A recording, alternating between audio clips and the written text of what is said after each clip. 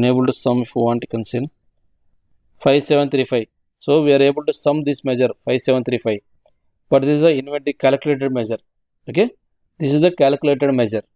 So if you sum this one, what happen here? You can see guys, here 32.6 it's showing, you can see, but here actual will be 5.5. So that's why they are not summing. So at the time of the BA validation, you have to consider these measures.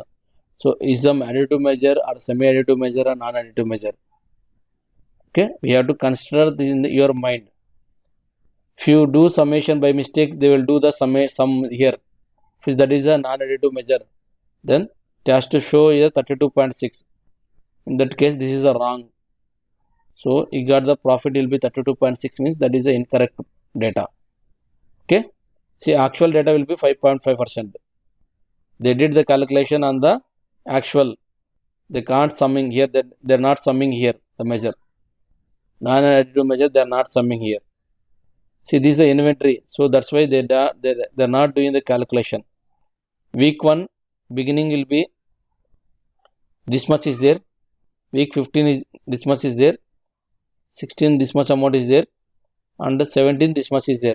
So this is the end of the measure, so they are not summing here. Okay, so that's why they are not showing the totals here. The non-additive measures, so semi-additive measures, they are not showing the totals here. Clear guys? So like that, if you know the concept or what is additive, what is the semi-additive, what is the non-additive, then it will be easily for you at the time of the validation. You can do the validations. Clear guys? Here the three measures are there. One is the additive measure, one is the non-additive, one is the semi-additive. So accordingly they are summing here. The same way here also. But we have to know this measure it will come under which additive, which fact. That we have to know the functionality. Clear guys? Any doubts here? I am going to share this one also guys. I am going to save this one. Batch line.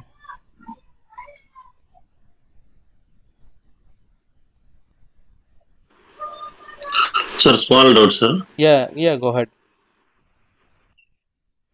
Sir, three facts is there, sir. Yeah.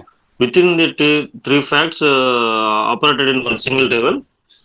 Yeah, it could be, sometimes it could be the single table also. That's why I given the example here. The two are the profit is the non-additive measure, and the actual amount and sold amount will be additive measures.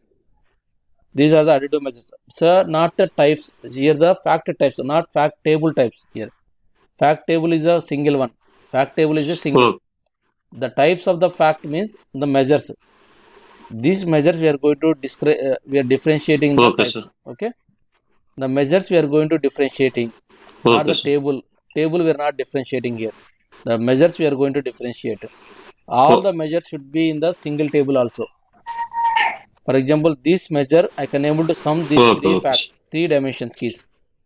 Whatever the dimension keys are available in a table, I am able to sum this measure. I am able to sum these three measures, three dimensions. So it will come the additive factor. But this measure, the profit measure, I am not able to sum any of the dimensions here. So then it will this measure we treated as a non-additive measure. Okay. Even the same kind of, is there anything will be there in the semi-additive also, it will come the semi-additive also in the single table. There is no issue. It could be. Okay. Clear guys? Next, one more concept is there, important, very, very important, that one. So the mandatory question for the every interview. Every company, every interview, it's a mandatory question, this one, SCDs. Okay. That will be slowly changing dimensions. SCD is nothing but the slowly changing dimensions.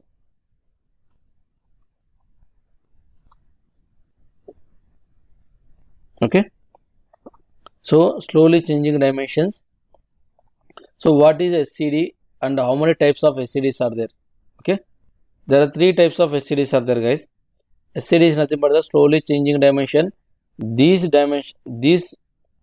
problems they are going to apply on the only dimension table. That's why we call it as a dimension here.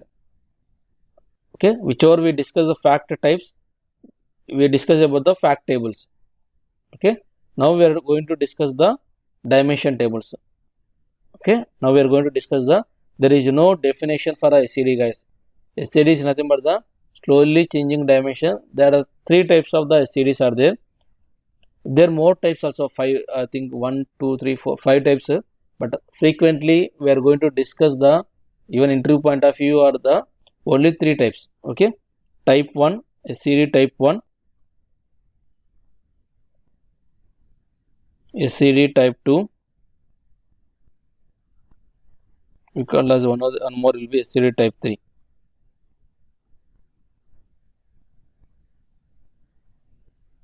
Okay, so other maybe 4 and 5 also there, but even I also don't know what is the 4 and 5. Okay, so these are the 3 will be important for us. Out of 3, 2 are we are going to regularly we are going to use in our real time, type 1 and type 2. Even my experience, I never worked on the type 3. 14 years experience, I never worked on the type 3. So 99.9% no one is using this type 3. But interview point of view, they were going to ask what is the difference between the type 2 and type 3. That is the reason we are going to discuss the type 3 also. Okay. So in frequently we are going to use the type 1 and type 2 in every project, every company we are going to use the type 1 and type 2, everyone. So my 14 years experience, I worked on the only type 1 and type 2 only. I never used the type 3 measure. Okay. But interview point of view, it's required the type, what is type 3 also, it's required. So I'm going to explain the what is the type 3 also. Okay. So now there are 3 types of the SCDs are there. One is the SCD type 1, SCD type 2 and SCD type 3. Okay. So we are going to discuss the what is SCD type 1. Okay.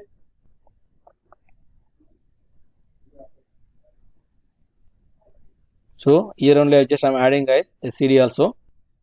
So this is your source table, guys. EMP underscore SRC is I am taking a sorry.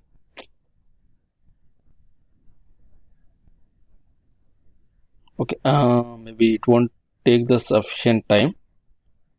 So I am going to explain the definitions, and tomorrow I am going to give the examples. Okay.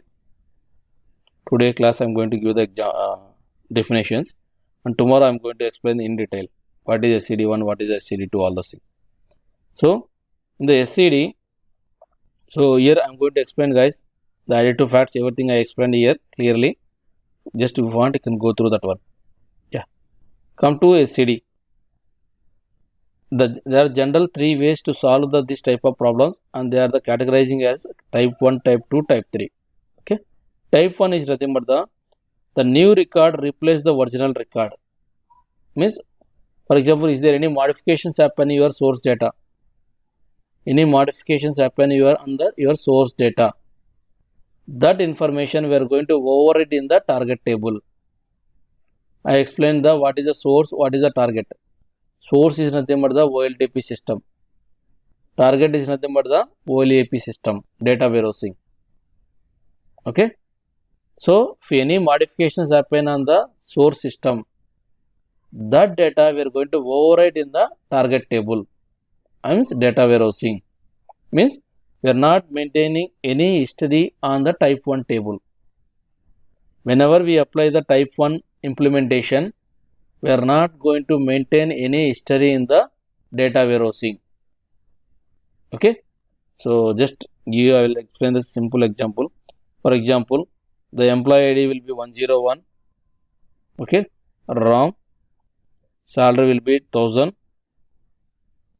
Okay. Department will be QA. So this is your data, guys. So once we run this, we load it into the extract and then load it into the warehouse. What happened? 101 ROM 1000 QA. So like that it will move into this is a OLTP data. So move this data into OLAP data. Okay, into data warehousing. So like that it's going to store. I'm going to give the employee underscore target table. Clear guys? So this is your data. EMP number, employee name, salary, and then department. These are the source columns. Okay. This is your target columns.